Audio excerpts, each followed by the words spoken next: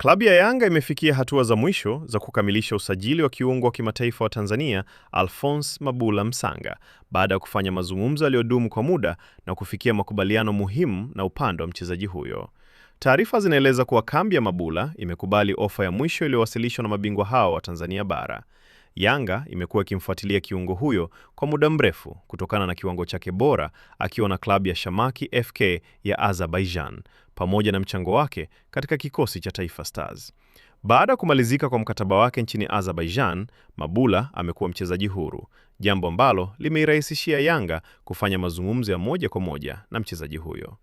Alphonce Mabula Msanga ni kiungo mkabaji mwenye uwezo wa kucheza pia nafasi ya kiungo wa kati. Amezaliwa tarehe 14 Juni mwaka 2003 na amejijengea sifa kutokana na uwezo wake wa kupora mipira, kuanzisha mashambulizi na kucheza kwa nidhamu kubwa ya kiufundi. Aidha, amekuwa sehemu muhimu ya kikosi cha Taifa Stars katika michuano ya AFCON 2025 na mechi mbalimbali za kimataifa. Taarifa zaidi, usiache kusubscribe chaneli yetu ya Usajili Wetu, uwe wa kwanza kupata taarifa zote za kimichezo. Pia, tunapatikana kwenye mitandao yote ya kijamii: Facebook, Instagram, TikTok pamoja na Twitter kwa jina la Usajili Wetu. Jina langu ni Shabi Graphics.